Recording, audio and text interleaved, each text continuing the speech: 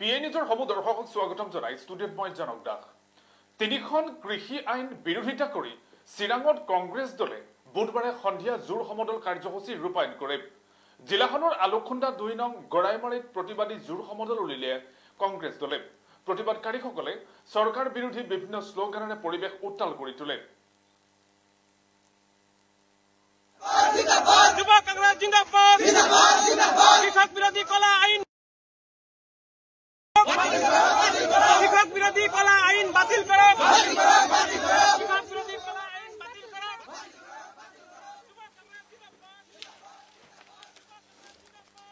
এনেদৰে বুধবাৰে সন্ধিয়া জোৰ সমদল কাৰ্যসূচী ৰূপায়ণ কৰে কংগ্ৰেছ দলে।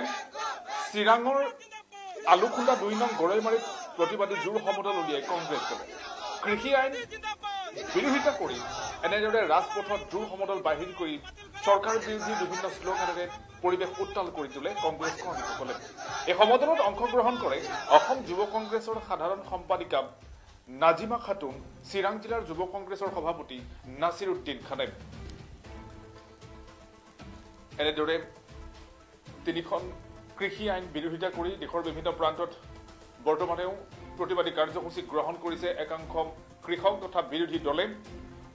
সমগ্ৰ দেশৰ সমান্তৰালকৈ চিৰাং জিলাতো কংগ্ৰেছ দলে বুধবাৰে সন্ধিয়া জোৰ সমদল কাৰ্যসূচী ৰূপায়ণ কৰে।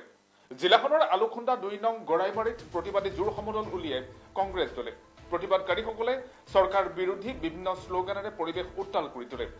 আনহাতে সমদলত অংশগ্ৰহণ কৰে অসম যুৱ কংগ্ৰেছৰ সাধাৰণ সম্পাদিকা নাজিমা খাতুন, চিৰাং জিলাৰ যুৱ কংগ্ৰেছৰ সভাপতি নাছিৰ উদ্দিন খানে। এনেদৰে চিৰাঙত জোৰ সমদল কাৰ্যসূচী ৰূপায়ণ কৰি ৰাজপথ উত্তাল কৰি তোলে কংগ্ৰেছ দলে। তিনিখন কৃষি আইন বাতিলৰ দাবীত এনেদৰে জোৰ সমদল কাৰ্যসূচী বাহিৰ কৰে দলটোৱে। আলোকখুন্দা ২ নং গড়াইমাৰীত এই প্ৰতিবাদী জোৰ সমদল উলিয়াই কংগ্ৰেছ দলে। এই প্ৰতিবাদকাৰীসকলে চৰকাৰ বিৰোধী বিভিন্ন শ্লোগানেৰে পৰিৱেশ উত্তাল কৰি তোলে। সমদলত অংশগ্ৰহণ কৰে অসম যুৱ কংগ্ৰেছৰ সাধাৰণ সম্পাদিকা নাজিমা খাতুন, চিৰাং জিলাৰ যুৱ কংগ্ৰেছৰ সভাপতি নাছিৰ উদ্দিন খানে। কেন্দ্ৰীয় নেতৃত্বাধীন বিজেপি চৰকাৰে কৃষকৰ বিৰোধী যি তিনিখন কলা আইন আনিছে, এই কলা আইনৰ বিৰুদ্ধে আমি আজি সমগ্ৰ ভাৰতবৰ্ষতে যি কৃষক বিৰোধী আন্দোলন চলি আছে। আজি দিল্লী, আপোনালোকে জানে যে দিল্লীৰ চাৰিওফালে যি বৰ্ডাৰ আছে, এই বৰ্ডাৰত পাঞ্জাৱ, হাৰিয়ানা ইত্যাদি ৰাজ্যকে ধৰি প্ৰত্যেক ৰাজ্যৰ পৰা কৃষকসকল আজি আহি বৰ্ডাৰত ৰৈ আছে। কিন্তু বিজেপি চৰকাৰে তেওঁলোকৰ দাবী মানি লোৱা নাই।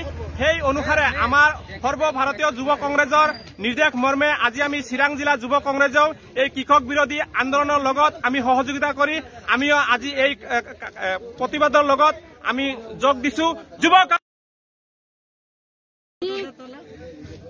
বিজেপি গভৰ্ণমেণ্টে যি কৃষকৰ আইন আনিছে, এই আইনৰ জৰিয়তে কৃষকটো আমাৰ কৃষকেতো তেখেতৰ ঘৰ বাৰী এৰিবই লাগিব, লগতে সৰ্বসাধাৰণ ৰাইজেও ইয়াৰ প্ৰতিফল ভোগ কৰিব লাগিব। কাৰণ কৃষকৰ যিটো নিয়ম আনিছে, সেই নিয়মৰ জৰিয়তে ইয়াত মুছলিমে কিছু মানুহে ইয়াত ধনী হ'ব। কাৰণ কৃষকৰ যি কষ্টৰে উপাৰ্জন কৰা যি সামগ্ৰী বস্তু, সেইবোৰ উচিত মূল্য নাপায়।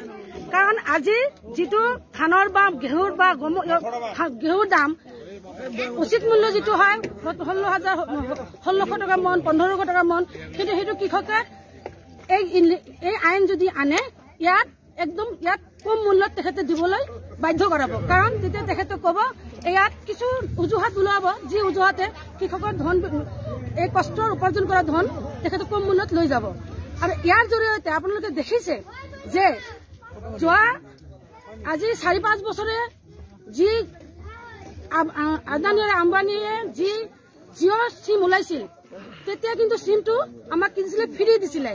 কিন্তু এটা সময় যোৱাৰ পিছত সেইটো লাহে লাহে আজি ইমান দাম কৰি দিছে, আৰু তাৰ লগত যিমান নেটৱৰ্ক আছিল চব মৰি গ'ল।